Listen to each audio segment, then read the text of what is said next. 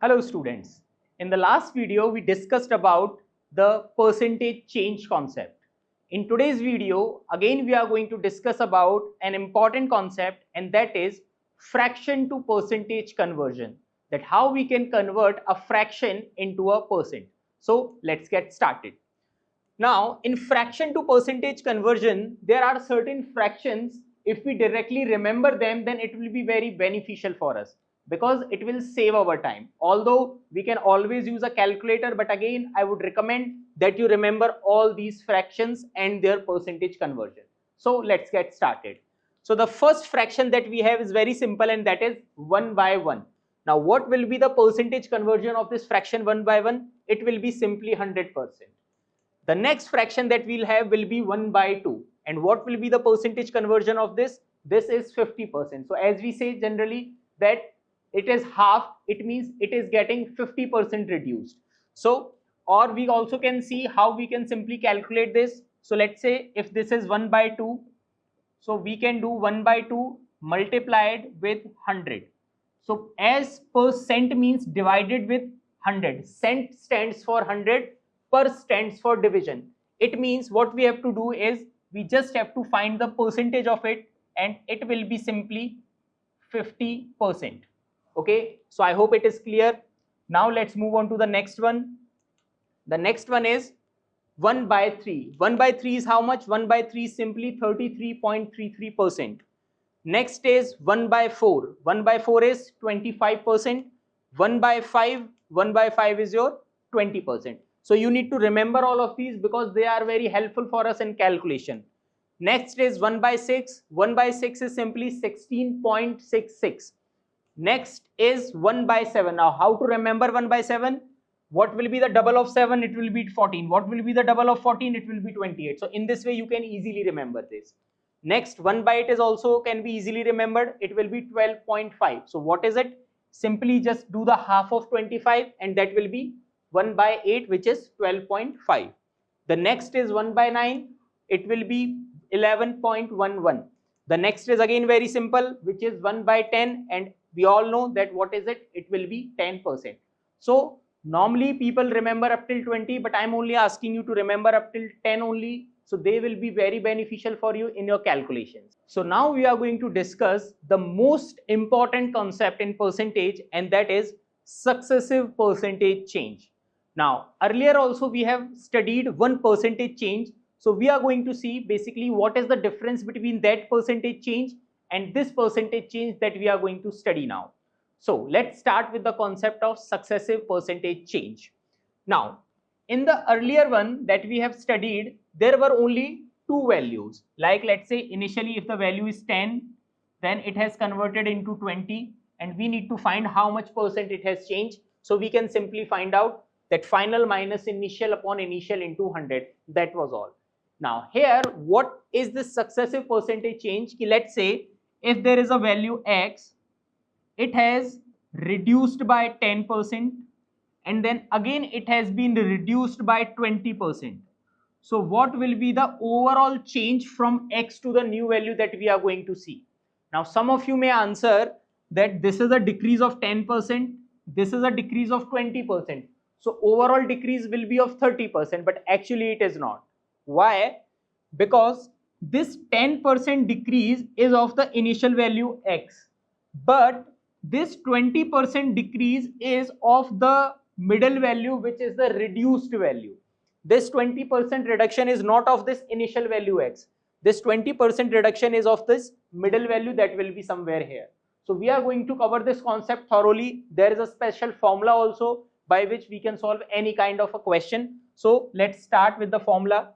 So if something changes by a% and then it changes by b%, so the overall change is given by a plus b plus ab upon 100. So this is the formula that you have to remember. Again I am repeating, if something changes by a%, so in the earlier example as I took 10% decrease, and then it changes by b%, and in the earlier example also I changed it again with the 20%. So the overall change is given by this formula, which is a plus b plus ab upon 100. So this formula is very important for us because by using this formula we can calculate any kind of question. Okay, so let's start with this. Now there are some points also which we should keep in mind before using this formula. Now what are those points which we need to remember? So the first point is that order does not matter. So let's understand this with an example. Let's say that the initial value that we have is 100, because 100 is a very easy example for us. Now I decreased it 10%. Okay, so what will be the new value? We all know 100, if it is decreased with 10%, then the value becomes 90. Now I increased it with 10%. So this 10% increase will not be of this 100. This 10% increase will be of this 90. So if I increase 90 with 10%, so the value that I'll get will be 99. Okay, so again, as I said earlier as well, that 10% decrease and 10% increase will never be equal to 0. That is something which you need to remember. How this came? This came by that formula, like 10% decrease, it means minus 10, 10% increase means plus 10, plus 10 into minus 10 into 10 divided by 100. If you simplify this, finally you will get minus 1. It means that the overall value will reduce by 1%. Minus sign represents the decrease. So as we can see, from 100 to 99, there is a decrease of 1%. Similarly, as we are saying that order does not matter. Now what does this mean? Order does not matter means whether you take 10% decrease first or whether you take 10% increase first. Any order can give us answer as 99. Again, let me try this. Initially we are having 100. We are doing increase of 10%. So final value will be 110. Then I am doing a 10% decrease. So if I am decreasing it with 10%, again the answer that I'll get will be 99. So in that formula, if you see A plus B plus AB upon 100, if you replace A with B and B with A, then also there won't be any change in the formula. So that is why order is not important for us. We are also going to see how it is going to help us, but at this point, just remember that order is something for which we should not worry. Now let's move ahead. The next we have the point that we need to keep in mind is that sign is important. As in the earlier example, I was putting all the things with respect to the sign. Means if it is a decrease, then we need to have a negative sign. If it is an increase, then we need to have a positive sign, because sign is very important for us. Okay, so we have to be careful about this. The next point that we need to be careful about is that discount should always be collective. Now what do I mean by this? So let's understand this also with an example.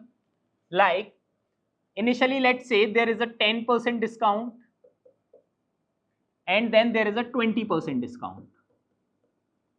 So you might have also seen in malls that they have written something like this, that 10% plus 20% discount. So some people might think that this is equivalent to a 30% discount, but let's check that whether it is a 30% discount or it is something else. So how we are going to solve this? By using the formula. Now as we see that sign is very important, so in the formula both 10 and 20 should be considered with a negative sign. So what we can do? Minus 10 minus 20 minus 10 into minus 20 divided by 100. If you solve this, you will get minus 30. This minus minus will get plus and you will get 2 from here. So finally you are getting minus 28.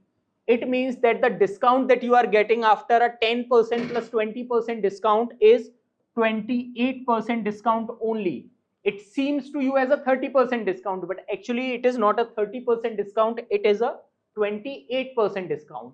So that's why discount should always be collective. So from now on, if you are visiting a mall and the shopkeeper is offering you a 10% plus 20% discount, so just let him know that no, you need a complete 30% discount, because that will be helpful for us. Similarly, if discount should be preferred collective, then increase should be preferred in different parts. Okay, I generally remember one thing, because remembering two things creates a confusion. So just remember one thing, that discount should be collective. So increase should be individual, or you can say in different part. Now I will also take one example of this increase. So let's take an example key. There is a increment period going on and the person is going to receive a 30% hike. There is nothing to be worried in assuming this, because we can assume this. So on one side he is having a 30% hike, but the person is smart enough, he has studied maths, so he was asking from HR that he wants to have a 10% plus 20% hike. Now HR hasn't studied maths, so she agrees to it. Now let's see how extra he is earning. So 10 plus 20, because again we need to keep sign into consideration, plus 10 into 20 divided by 100. If you solve this, this will become 30 plus 2. So overall he is getting a 32% increment, while his other colleagues are just getting a 30% increment. So that's why we say maths is also useful in life. So this is the overall concept of successive percentage change. Now in the next video we are going to solve some examples which will be based on this concept.